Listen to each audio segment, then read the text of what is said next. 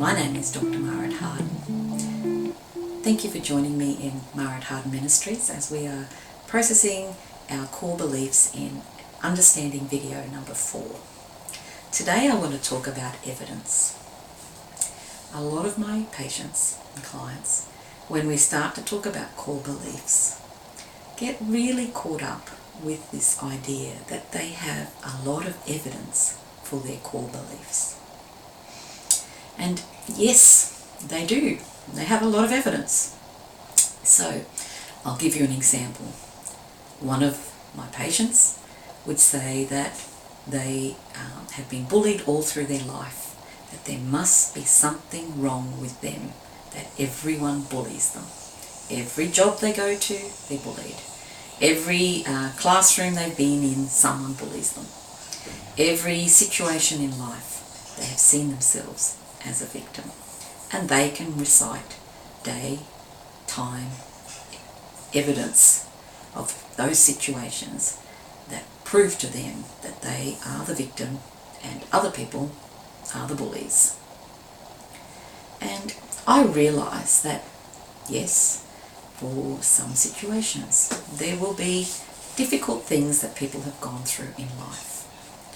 And we all will make our rules often with evidence. We actually have evidence for why people have targeted us.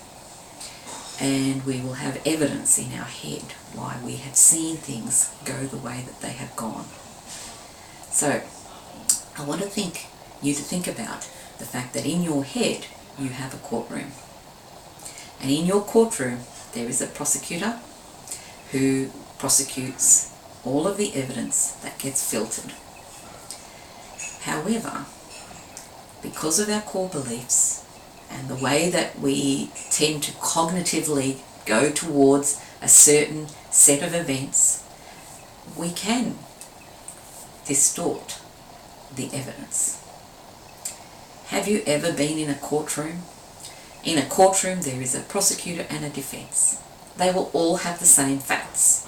The prosecutor will present the facts in order to prosecute the case. The defender will present the facts in order to defend the defendant.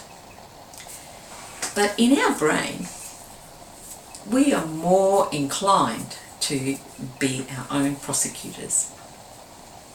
We are our prosecutors, and we see everything that we do that is wrong. We have a critical inner voice that is looking out for the things that we might have made a mistake with, our places of shame, our places of guilt, our places of mistakes and failures. They get elevated. We're very rarely our own defender. We're very rarely that person who speaks up for ourselves. We're the ones who, yes, we can see the critical inner negative issues of life. So facts can be presented in different ways, can't they? We can have a series of facts in order to prosecute that situation that we've seen in life. And just like we can have those automatic negative thoughts that we talked about in our thoughtful video series, we can have these core beliefs that come up automatically. That victim mindset is one of them. That sense of there's something wrong with me that other people are noticing and reacting to, which is almost like a personalizing version of our beliefs, where things are based on me and what I have done and what things might have gone wrong that are related to me. I just want to put a little bit of doubt that there might be more information in every situation that you've gone through in your past that you may not have put into the whole mix. So the facts that you may be presenting in your own head, in your own inner courtroom, may not be the whole truth and nothing but the truth.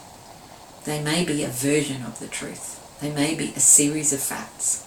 But I believe that if you were to go back to those events that happened way, way back, there may be other factors that you were not aware of in the other person, in the situations of life that you had, that might give you a slightly different slant.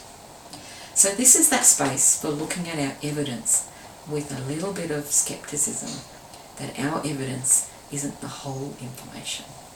So coming back to this idea of core beliefs, sometimes our core beliefs have been based on faulty information.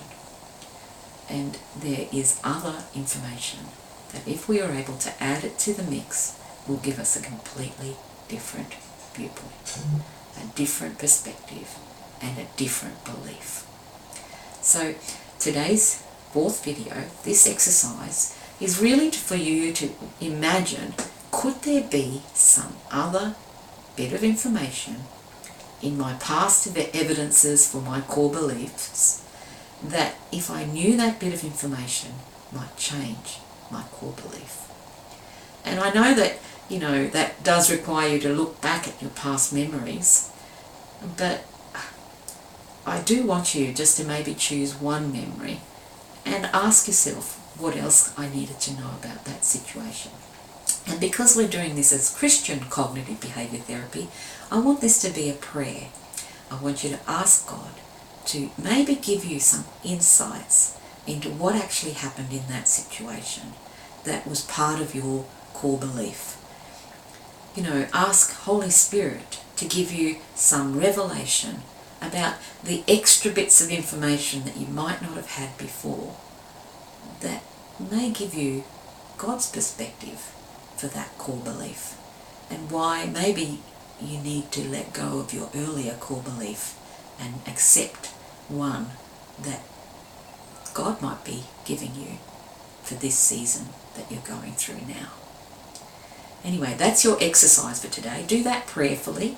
Ask Holy Spirit to give you that revelation of what were the other bits of information, the other evidences and the other facts that a defender might use in a court of law. Don't forget, Holy Spirit is actually called the defender. He's a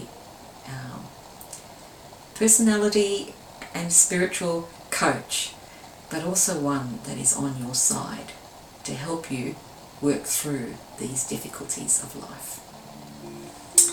Join me for my next video in this series as we tackle core beliefs. This is another one of my favourite passages from Romans 12. This is in the Message translation.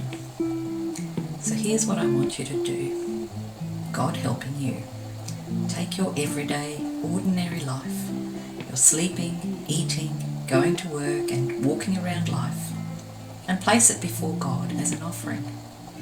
Embrace what God does for you.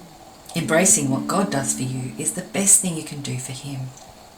Don't become so well adjusted to your culture that you fit into it without even thinking. Instead, fix your attention on God. You'll be changed from the inside out. Readily recognize what He wants from you and quickly respond to it. Unlike the culture around you, always dragging you down to its level of immaturity, God brings the best out of you, developing well-formed maturity in you.